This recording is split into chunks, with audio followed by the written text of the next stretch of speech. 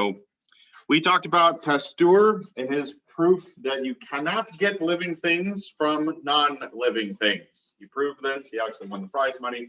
He was very proud of himself because of basically his triumph over the rest of the scientific community. They all said spontaneous generation was possible, and he proved them wrong. And he was a little bit big-headed about it, okay? A certain amount of that should be forgivable. You guys got to understand, in order to like stand up and say, oh, y'all are wrong, takes a certain amount of pig-headedness, okay? So that's obviously a character flaw, but so is just be like, okay, we'll do whatever you tell us to do. Compliance is also a character flaw, right? You're supposed to think for yourself and decide for yourself what the right thing is to do, which is follow orders, okay? So Pasteur tackled the challenge of demonstrating that spontaneous generation was impossible with the Swan Neck flasks, and 1862 was when that took place. And he said, never will the doctrine of spontaneous generation recover from the mortal blow of the simple experiment. I think I mentioned this a couple of weeks ago, that I believe there's still a museum in France that has one of Pasteur's flasks. It hasn't grown any bacteria in it, okay? And again, nothing has changed in the last 150 years. Our understanding of the cell has come a long way. And this whole notion that, oh yeah, but back in the past, maybe the Earth's atmosphere was different. Maybe it had, what do they call it, the primal atmosphere or something like that. It was different. And so maybe spontaneous generation is possible back then, even though it's impossible now. And yeah, it's a bunch of nonsense. We have greatly advanced in our understanding of a cell, and we're going to talk about that today. So we've been talking about amino acids, okay? Start with lysine, you build your way up. These guys get kind of complicated, and you have to arrange them in a specific order in order to get a viable protein, okay? If you don't, we call that a mutation, and usually the cell dies if it can't make a specific protein. All right. So ribonuclease is the smallest known protein. It's made up of 17 amino acids. So it could have 20. It only has 17. It only needs the 17.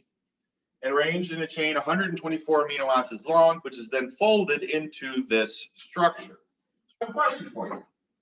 How possible is it to build this thing out of pond scum with a little bit of static electricity, maybe the wind blowing across it? Maybe the sun heats it up and X-rays them. If you add energy to a bunch of dirt, do you get this? No, Totally. very unlikely. So creationists have said this for a long time, that life is way too complicated to have built itself by random chance. We actually can calculate how likely it is, though. Okay. So it is likely. Well, that's a great question. Unlikely, I would say. Let's talk about if it's possible, probable. How do we calculate this? Okay, so we do this with, we talked about meaningful information, or structure requires information, okay? Comes from the genetic code, all right? We talked about Gregor Mendel and all of his original thoughts, speaking of being able to stand up and figure out something that nobody else has figured out. You gotta be a little bit sure of yourself, okay? So when it's discovered that you can't influence information you passed on to the next generation, except negatively, this is a crisis for evolution and spawned neo-Darwinism, right? Which we talked about has been tested. We looked at the fruit fly test last week, and they tested it for 600 generations. And okay, so you have genetic information, all right? If you have genetic information, this is represented in these molecules here: adenine, thymine, cytosine, and guanine. All right, and if you put them together like that and then stack them up, you get the double helix that is a DNA molecule. Okay, there's probably about 12 nucleotides here. Every single one of your 60 trillion cells has 3 billion. Okay, so there's a lot of information in there. It is a code that signifies the production of proteins. All right, proteins are made up of amino acids. You have to arrange them in the right order. Who wrote it? Well, if you can't have an intelligent designer, then it had to have written itself. So how possible is it to generate information by random chance? We can calculate this. This is called a factorial calculation. And don't worry, your calculator can do this for you, okay? So if you want to know, for example, let's say you have 3 Legos that are different colors, and you want to know how many different ways are there of arranging those 3 Legos. You put this in your calculator, 3 factorial, which is that exclamation point thing. And what that tells the calculator to do is to take all the whole numbers between 1 and the number and multiply them by each other. So it's saying 1 times 2 times 3. Okay, well, that's 6. So there are 6 ways of arranging 3 Legos that are different colors. Okay, suppose we increase the complexity of our system to 5. Well, you put 5 factorial into your calculator, which you probably have on your smartphone. If you turn it sideways, there's X with an exclamation point there. Okay, 5 factorial is 1 times 2 times 3 times 4 times 5, which is 120. There are 120 different ways of arranging a system of 5 different pieces. Okay, what if you increase your complexity to 10? 10 factorial is over 3.5 million. There are 3.5 million different ways of arranging a system with 10 different parts. This number is growing fast. Suppose you have 50 different parts. You have 1 chance of generating a specific code in 10 to the 64th. What is that like? 64 zeros after the 1. A billion is 9, so that is 1 in 10 billion, billion, billion, billion, billion, billion. Yeah. Not very likely. Okay. What if you have something like a human skeleton that has 200 different parts? Can you actually build this? Well, if you have 100 different Legos, there are actually almost 10 to the 158th power ways of arranging those Legos. The number of atoms in the universe is only 10 to the 80th. So a lot of times really big numbers are really difficult to understand because your brain just goes, it's a big number. And okay, 10 to the 80th is all the atoms in the universe. Okay, atoms are another thing that's really difficult for your brain to understand because they're infinitesimally small. How small is an atom? I'm glad you asked. It turns out that a speck of dust is halfway between the size of an atom and the size of the Earth. I know. So if you can understand that it's impossible for your brain to comprehend how many specks of dust it would take to fill this room, because that's a huge number. We get that's just, one reason why it might be so difficult for our brains to handle big numbers is it's actually larger than the number of brain cells we have. Right? So how would that even be possible for you to? Anyway, so we know that if we fill this room with specks of dust, we couldn't really comprehend how many specks of dust that is, right? What if we cover the state of Texas 10 miles deep in dust? We can't fathom. Isn't it already like that? Well, Calculators can though. yeah, a calculator will spit a number at you. It's not that the calculator understands it. It's just how many digits do you have on your calculator. So if we're going to build ourselves a planet out of specks of dust, we understand it's like 3, 4, 5 levels of impossible to understand. It is that same number of atoms that exist in a speck of dust. Okay.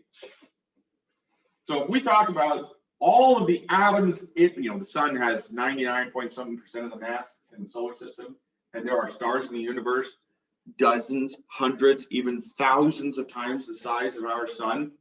Our sun is one of 100 billion stars just in our galaxy, and there's at least 100 billion galaxies worth of stars, and they only get to 10 to the 80th atoms.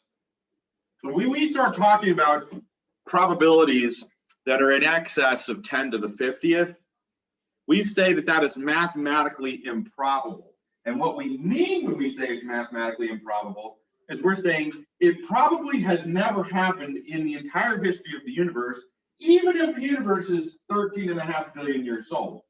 The chances are so remote, we can say with a fair degree of certainty that it has never happened. Anything with a probability of 10 to the 100th, we call that mathematically impossible. In other words, it is completely outside the realm of mathematical possibility that anything that is that rare could have happened in the entire history of the universe. It's out of the question. Okay. And even if it did, it would only happen like one time. It really can't. You know, Right? like it, if you found the cell phone out in the desert, you'd be like, ah, somebody dropped their cell phone. And the evolutionist goes, oh no, it evolved. It built this. You see the cell phone is made of silicone. It's made of iron. It has some copper in it. So these are natural deposits, you see, out in the desert. what about the And- flats? Well, that came along later. It's probably deposited by a tornado or something, right? We know that it's impossible to get. It's just it's out of the question. It's so far beyond reasonable to say that the cell phone built itself that if somebody actually tried to claim that and we thought they were serious, we'd put them in a mental institution. No, it didn't. It's an inanimate object. It cannot possibly build itself. Okay, well, proteins are inanimate objects. They can't build themselves. And even if they could, where are they getting the information for this? Okay. Well, back to the ribonuclease. Let's start with the smallest protein. Now, some good news for the evolutionists is it only contains 17 different parts. So it's not like there's 124 different parts. There's repeated parts in there, right?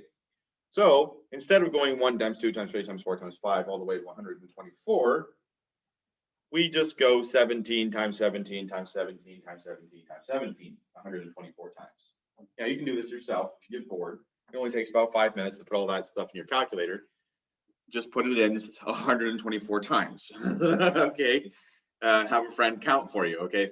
You'll find that you have one chance in 10 to the 152nd power of getting it right. Yeah.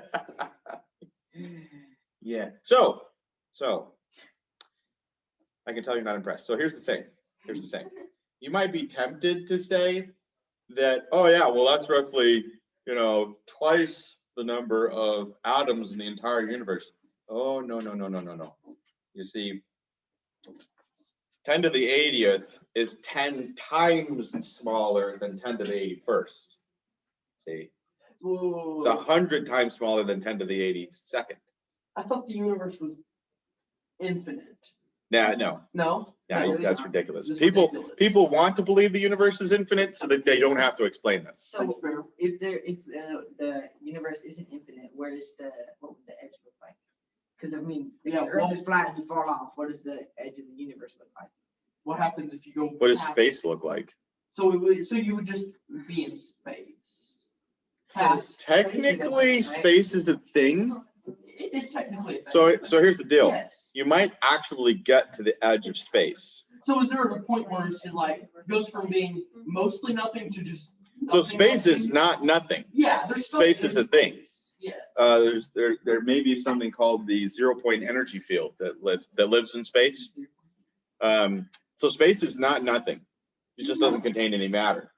Okay. They've actually they're finding matter. So eventually it just goes. Oh yeah, it has a little bit of. If you were able to remove all of the atoms from a particular region of space, it wouldn't be nothing. It still has energy in it, right? And the energy is not just from photons and stuff zipping around, but also apparently inherent in space is all this stored in. We'll talk about this when we get to geochronographs. Don't get ahead of me, okay? So it turns out if you could get to the edge of the universe, I don't know what it would look like, but apparently there is an edge to space. I would think. You could argue. You could also argue that the universe is actually infinite. It would be which is a interesting. philosophy. That's a But- philosophy. You can't prove that in science. Can you prove that it- You couldn't. Either way, can we prove either way? Though? Yeah, can we prove that? No. Exactly. No, because it's not science. It isn't. Okay, so what happens at the edge of space? We have no idea. But yeah, apparently, so the good news is we'll never get there. I don't know if that's good news or bad news, but let's say we could build a rocket magically that's 3 or 4 times the top speed of any rocket we've ever built. Okay, you know how long it would take us to get to Alpha Centauri, which is the closest star to us? Alpha Centauri is 4.4 light years away, right? We have good scientific reasons for believing that. I've looked at the data. It seems to be We're pretty. going light speed. All right, so here's no, you can't go light speed. No. But let's say we could go 3 times faster than the fastest we've ever gotten, which is about 60,000 miles an hour. Okay, 4.4 times 6.6 trillion miles per light year. 7, 8, 9, 10, 11, 12. That's miles. So if you divide that by 60,000 miles an hour and divide that by 24 hours in a day, divide that by 365 days in a year, you figure out that it would take us approximately 55,000 years to get to the nearest star. Now We ain't gonna get there. 13 billion. Yeah, it's 100,000 light years across our galaxy, right? It's 2.2 million light years to Andromeda, which is the nearest complex galaxy. We are not going to get to the edge of space.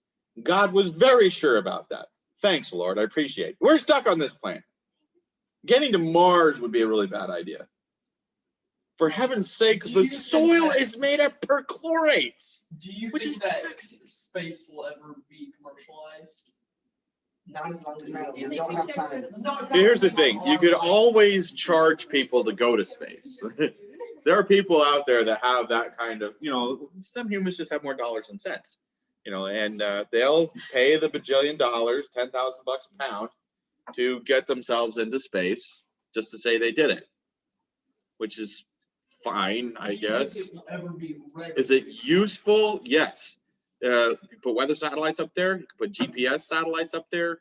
So yeah, so in that sense, it's already been commercialized, and hopefully it'll never be militarized, but it's probably already happened and they just haven't told us about it. So back to our discussion. There's only 10 to the 80th atoms in the universe. Okay. At that level, the average density of space is something like 14 atoms per cubic yard, even if you average out all the stars and all the. So space is mostly space. Scientists are not very creative. They called it what it is. Okay. For vast areas, there's basically nothing, right? So what if we didn't have space out there? What if it was a universe made of matter? How many atoms would you have then? Oh, that would be terrible. We'd get crushed, right? 'Cause Yeah, it'd be impossible. Yeah. Gravity take over. there'd be no What if the space. Everything- entire world was just a big block? Everything collapses into an omnimassive black hole. Look at all that. Okay. No space up there. So here's the thing. If you were able to, you couldn't do this, but if you were able to fill all of the space with matter instead, you would only have 10 to the 120th power atoms Only. only. So here's the deal. Let's say you had 10 billion universes worth of matter. That's only 10 to the 130th power atoms. You see how impossible this is? This is so far beyond impossible. It's hilarious. Okay. So the chances of you building one protein out of random chance are so far beyond impossible that it's almost like God was trying to make it painfully obvious that this thing was designed and built by an intelligent super intellect, whatever you want to call it that way. Is there a way to tell the chance of being able to make it non-randomly by? Well, your chances of spelling a word correctly that you know how to spell are 100%. That's fair. your chances of doing something that you can, designing something that you can design, right? So God built the thing, right, as evidence of his creative majesty and his authority, right? And when we look at it, we're like, okay, so how powerful is this guy anyway? Is he, how much does he care about his creation? How much work would it take to build a human? Because I'll tell you right now, no scientist has ever built a single protein. There's no team of scientists, there's no multi-billion-dollar lab anywhere that can build one protein. People who are diabetic and they have insulin, all that insulin is made by a bacteria that the scientists tricked into making human insulin. We don't make it. Yeah, we tricked the bacteria into making it, and they make bajillions of copies of it, and we harvest it from them, right? So how difficult is it to build one protein? It's so far beyond our capabilities. So like you can build 80 pyramids way easy. That's possible. You could not do this, okay?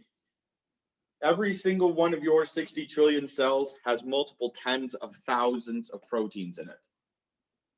Of at least 25,000 different types of proteins, which are then modified into, we don't even know how many varieties of themselves, okay? Now I know what you're thinking. Cartwright, you made it too easy on the atheists. I noticed that you assume that these amino acids can put themselves together and take themselves apart. We know that that's impossible.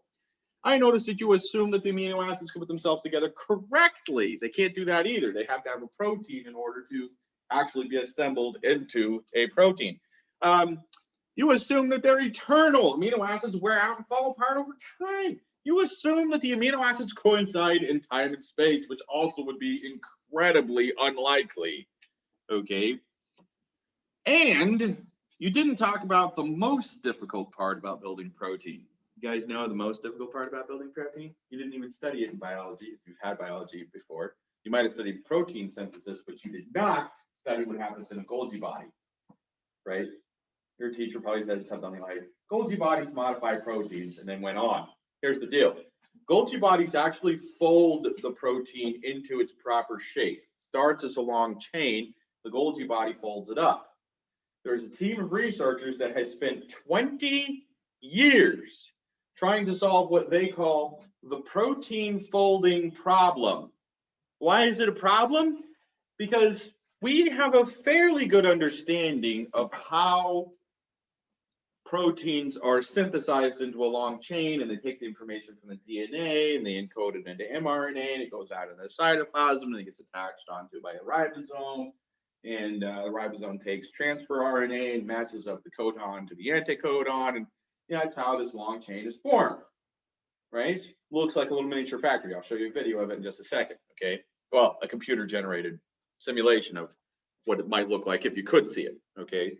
So we understand that fairly well. We have no idea how the thing gets folded into its proper shape, because that is way less likely. And apparently the Golgi body doesn't know, quote unquote, how to do this. And the chances of folding it into the correct shape are even lower than building it correctly in the right order in the first place.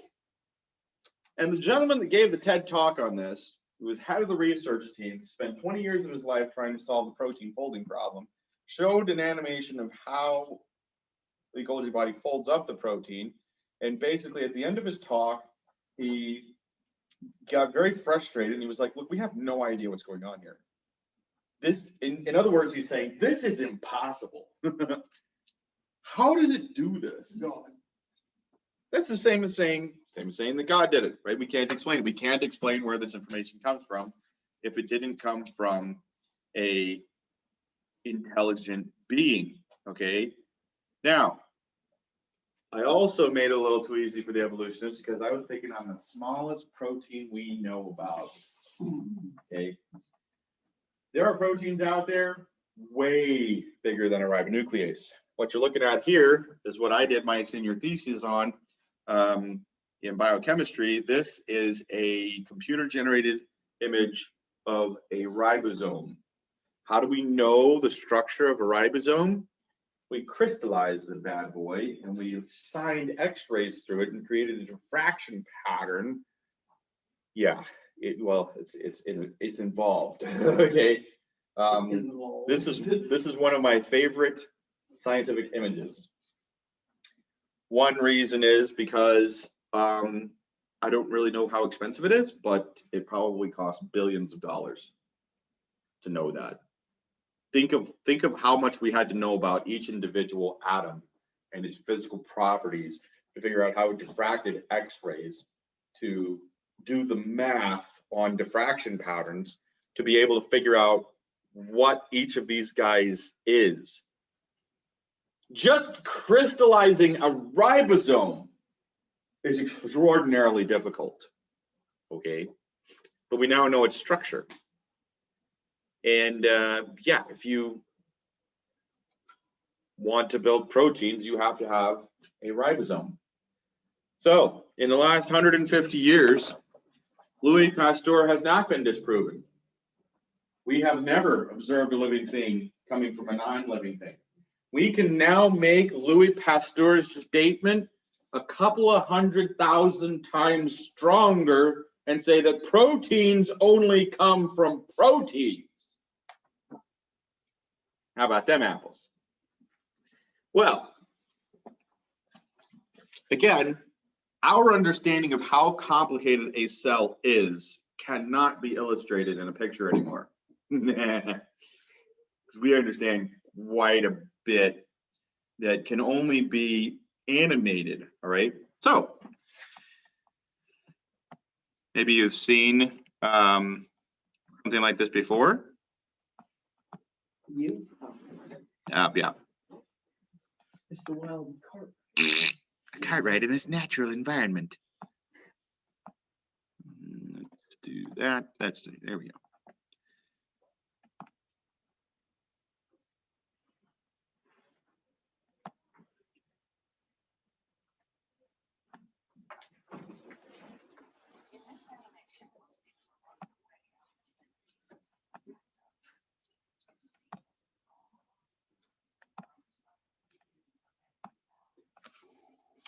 These structures were generated by electron density scans rather than X-ray crystallography.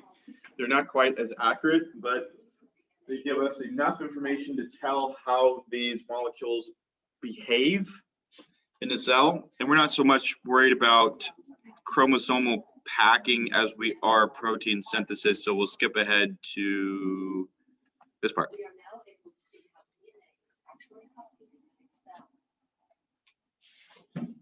You are looking at an assembly line. I don't like this. Yeah, I think So for example, in your skin cells constantly replicate themselves. They don't possess a color really. I mean, except for melanin. We color them because we want to highlight active regions of the protein. Right, so we can see whether it's up or down or yeah. To be completely honest, I'm glad we can't make proteins, because that'd be they're just gonna be making these meat like fleshy. McDonald's is Like, already got That'd be too much, it. that'd be too much power for like humans. Yeah. Yeah, so your cell has to duplicate its DNA every time that it wants to replicate itself. And the whole point is to make proteins, right? Is there any newer versions of this? No, I'm surprised. She kind of sounds like she's been hit with an elephant tranquilizer though. Sounds like Google. The light is slowly fading. I love you guys. So your DNA has all of these bundles or proteins that are attached to it to signify the start and the end of a gene. And we have what we call the activation phase that just happened there. And here we have the molecule protein helicase, which is zipping along the DNA here and making a copy of the DNA using RNA. Now, why would you use RNA? Well, here's the thing. The cell doesn't want, or God didn't want the DNA getting outside the nucleus because it might be damaged, okay? So your cell has to be able to tell the difference between DNA, which it keeps inside the nucleus, and RNA, which it will allow to go outside of the nucleus, right? So there is a chemical difference between RNA and DNA. So you have uracil that is substituted for thymine, I think it is. Bringing over CDOS. And yeah, so you get this long chain of A's, U's, C's, and G's, right? And this is code for a protein. Now, it doesn't just float outside the nucleus. It actually gets transported out, but we skipped over that to make it a little bit easier to understand. And so this guy gets transported outside the nucleus. There's the nuclear membrane in the background. And this guy is going to get translated into a protein. No. So here's the ribosome. Again, we can kind of tell that it's not as high resolution as X-ray crystallography, but we don't really need that high resolution to be able to see what's going on here. Those are the transfer RNAs. Okay, so you got the messenger RNA, that's that long chain. That's the copy of the information. And then you have transfer RNAs that are the green triangles, and they each have a special code on one side, or excuse me, an anticode on one side of them that matches up with a 3-letter code on the mRNA. So the ribosome lines them up and matches that code, and right on the other side of them, they bring the proper amino acid and add it to the chain. I'm guessing this happens like instantaneously. You're seeing it in real time. This is how fast it actually goes. Fast it would go. Really? Yep. So every single one of your cells has 20, 30, 40,000 ribosomes running around making proteins like crazy. I don't know if you remember the picture of the cell that I had a few slides back with the tiny little dots. Those are ribosomes. Okay. And we see the protein emerging here. This particular one is hemoglobin. Okay, and it doesn't fold up like that. That only happens when it gets to a Golgi body, right? Your body makes approximately 100 trillion molecules of hemoglobin a second to replace all of your red blood cells. Your red blood cells are great because they can hold a lot of oxygen, but they get that cute little dimple on them because they spit their nucleus out. Why do they spit their nucleus out? Because they want to be more flexible to get to all of the cells in your body, and also it gives them more surface area so that they can carry more oxygen. But that means they can't do a lot of repairs. So they wear out fairly quickly and you have to replace them, okay? It's the price you pay for having ridiculously high metabolism, okay? So all mammals have unnucleated red blood cells. Okay, so if you had taken my biology class, you would probably have gotten really sick of me saying things like, this is a simplified model, right? Because we're constantly saying that in biology. Probably your biology teacher said the same thing if you've had biology before, right? They're constantly saying, this is not everything that's happening here. This is a simplified model. And you're like, can we just have a realistic model? Just give us the model, dang it. All right. Well, you asked for it.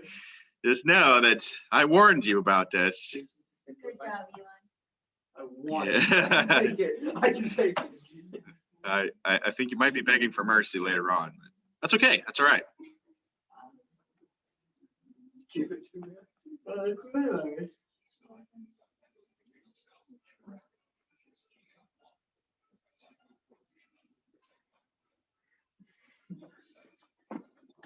Okay. A couple of things about this video. First of all, I do not pretend to understand everything that's happening here. Second of all, we have included everything all of the steps in a cellular process. Now, what he's illustrating here is what goes on just normally in your body. You've got all these blood vessels pumping red blood cells throughout your body, and you have a certain number of white blood cells which are involved in your immune system, right? And they don't travel throughout your bloodstream like you might expect them to.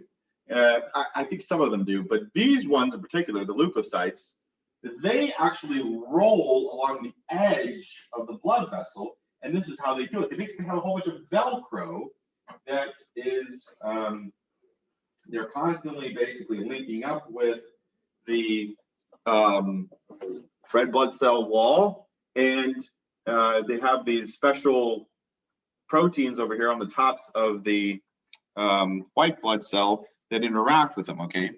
That's what you're seeing. You're seeing all these interactions between the white blood cell and the blood vessel walls. This is disturbing. No, I can. This This is, this is like part of one cell, okay? It's like the invasion of the aliens. Okay, well, how does it get all these proteins to go up and shake hands like that? Boats. Yeah, a lipid raft. So yeah, you do need fat in your diet, FYI. So they- Not so much sugar, River and fat, boat. yes. 10%. Cholesterol, all this stuff. Again, these are much lower resolution electron density scans we're looking at here, but these are proteins that are stuck into the membrane there. Speaking of sugar, do you need sugar in No. your diet? No, like you could go without eating sugar. You Period. could go without eating carbs too. We used to think that carbs were an essential part of your diet, but not. Really? So just Lots fat of- and meat, protein. Fat and protein. There are people who eat only meat. The carnivore diet. Keto. Yeah. Well, it's worse than the keto diet. Keto diet's not good for you. I thought keto diet was Well, actually here's the bad thing. for you. Here's the thing. We figured out that humans are so different that some diets are good for you, some humans, and not for others. Yeah. There's a lady that actually died recently on a high protein diet. Well, think about it. I mean, the Egyptians lived on basically bread for thousands of years, right? The Mongolians do not eat vegetables 8 people. ever. Hopefully not people. Yeah, they will. They only eat meat. They live in an area where there's permafrost. You can't farm. They eat reindeer. That's all they eat ever. The Inuits, the Inuit tribes in northern Canada, right? They only eat meat. So it turns out some diets are good for some humans and bad for others. So some people do really well on a high carb diet, and some people do really badly on a high carb diet. So you're different from all the other Americans because, hey, we got people from all over the world here. But for example, Native American tribes, a lot of them ate a lot more meat and fish than they did farming. So a lot of those folks do kind of poorly on a high carb diet. I personally do kind of poorly on a high carb diet, and I do a lot better with more meat and fat. Yeah, we all love the bread, but the bread doesn't always love us. Okay, so, all right.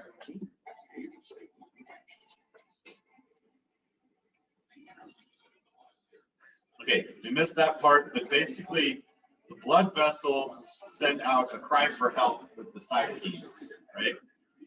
It said, help me! Jellyfish. And it triggers what we call a protein cascade. You're just a big ocean.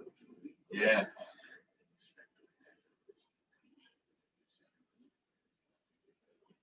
Okay, I think we're gonna mute him a little bit here because I'm gonna try to translate what he's saying. All right, so here's the deal. The blood vessel wall has just signaled for help. So that has caused a lot of proteins to be built inside of the leukocyte. And we're gonna see some of the transformations that go on inside of the white blood cell. One of the things that has to change is all of this cellular structure you see running around, okay? Because if this white blood cell is going to get outside of the blood vessel and go fight the infection in the inflamed tissue, he can't have that structure. He's got to have a different structure. The inflamed tissue, which means. Where an infection is, right? So there's an infection and the blood vessel is like, help us. And the white blood cell is responding by building a whole new structure inside of himself. And how do you do this? You got a bunch of severing proteins that destroy your existing cellular structure, okay? So is that how, so it just cuts off connection to where, so if you have sickness, like, or an infection, it just cuts off connections to that infection? No. What's happening here is the white blood cell is going to go and fight the infection, right? No. So he has to basically Break off. take apart a bunch of the stuff that keeps him in his basic shape. Okay. Okay, so that's what you're seeing here. You're seeing that he is dismantling much of the existing cytoskeleton, all right? Now, we talked about before, this is a motor protein you see here. I'm not making this up. That's a real thing. What is that? Isn't he cute? He's adorable. Just walking along. I just feel like it's like a else thing. So here's the thing. When your cell, when your white blood cell gets that signal, it ends up making a whole bunch of proteins. It stimulates protein synthesis, okay, certain proteins that then get taken away from the centrosome and the nucleus. You can see the nucleus way down here, okay? The centriole is right there, and the centrosome is this big thing. And basically, all these proteins are migrating away from the nucleus, and they end up being transported to the outer membrane of the leucoplast, okay? And so we see what happens with protein synthesis, where the ribosome comes along and makes, yeah, that's a really good description of what's going on here. Okay, so they're manufacturing all these proteins, and they end up getting put into a little sac and transported up into the outer membrane. Okay, he's showing how much energy it takes. So that was what the mitochondrion was all about.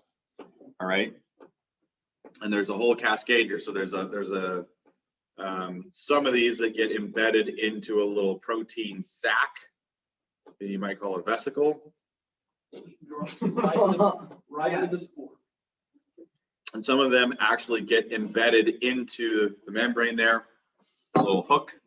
Okay, and so you have all this endoplasmic reticulum that now has do what?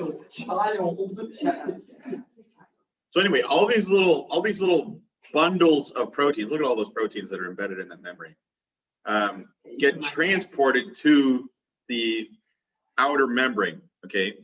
Of course, they have to be modified by the Golgi body. We have no idea what's going on in there, but that's a Golgi body.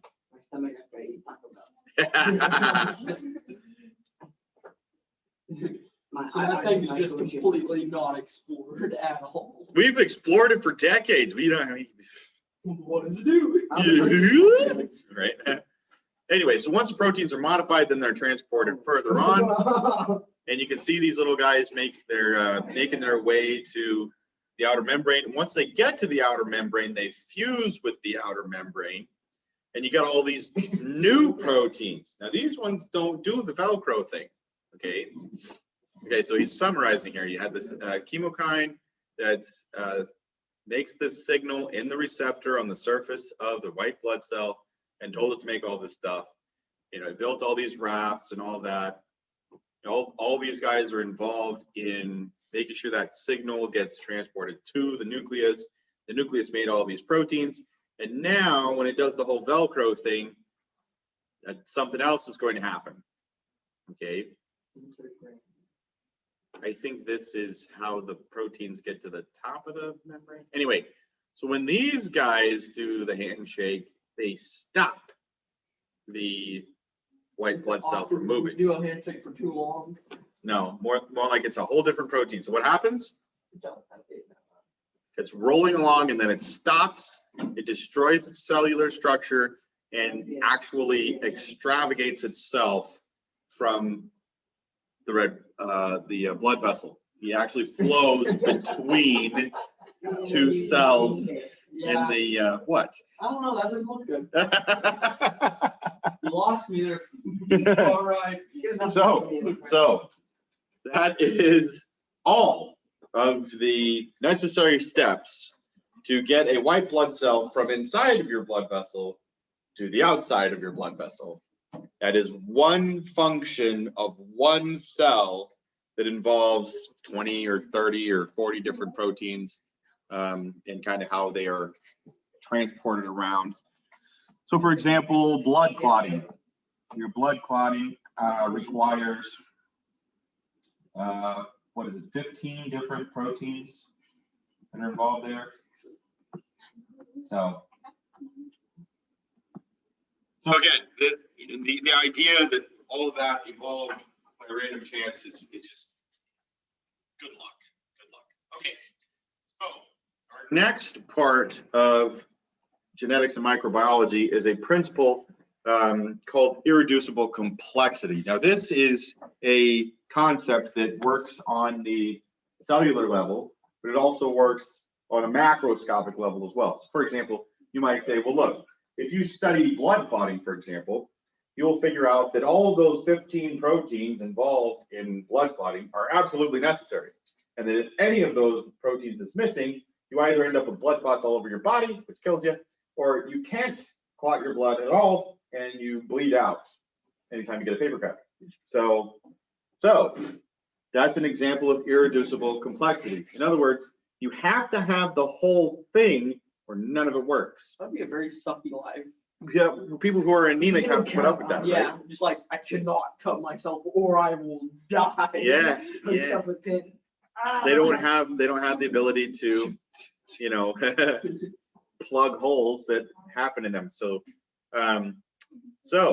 Michael Behe says that in his original argument here, which was I believe actually in the late 90s that he came up with this, and he was an evolutionist for many years. He became an intelligent design proponent after studying cells.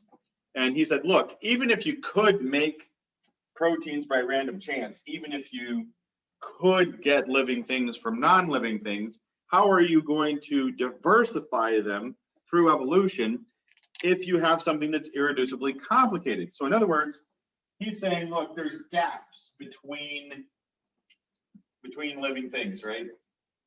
You got some living things that have capabilities that others don't, like lungs. You have lungs, fish don't have lungs. How do you get from no lungs to lungs? Evolution. Yeah, well, if you're going to do it by a series of small steps, each of these steps has to be possible, right? You have to have all these little stepping stones to get from point A to point B. Otherwise, this happens. Okay. So what are some structures that are irreducibly complicated? These may be things that you've heard about before. One example we could talk about is a car. Is a car irreducibly complicated? No. Okay, you could take the radio out, you could take the air conditioner out, you could actually remove almost all of the systems in a car, and it would still get you from point A to point B. Might be kind of dangerous if you remove the seat belts, right? But it will still technically work, right? But if you remove the spark plugs, no. So you can build, you know, dune buggy or something like that, a very simplified vehicle that is irreducibly complicated. You have to have the transmission, you have to have the spark plugs, you have to have fuel, you have to have a piston, right? So there's a model of a car that you could say is irreducibly complicated. The argument that Behe came up with was of a mousetrap. Okay, he argued a mousetrap is irreducibly complicated, right? So you have the base for the mousetrap, right? You have the spring for the mousetrap. You've got a hammer, which is basically this wire thing. You have a plate here that holds the bait, and you have the little hook that attaches there. 5 parts to the mousetrap. If any of them is missing, it doesn't function as a mousetrap. You can't, in other words, you cannot build a simpler mousetrap. And that is why the mousetrap patent has existed since the late 1800s. Wow. We've never built that type of mousetrap you buy at Walmart, the Victor mousetrap, was invented in the late 1800s, and we have, as of yet, not built a simpler one. Maybe it's impossible. I mean, Behe argued that this is an example of irreducible complexity. In other words, you can't build something that natural selection can work on because you have to have all 5 pieces at once. So in other words, if you could build yourself a protein by random chance, we know that's impossible. It gets worse. You have to build all 5 of them in order for natural selection to be able to say, okay, well, this is an advantage or a disadvantage, and that's 5 times more impossible than it was before. All right, so we'll talk more about irreducible complexity, Michael Behe, next week. I will see you then.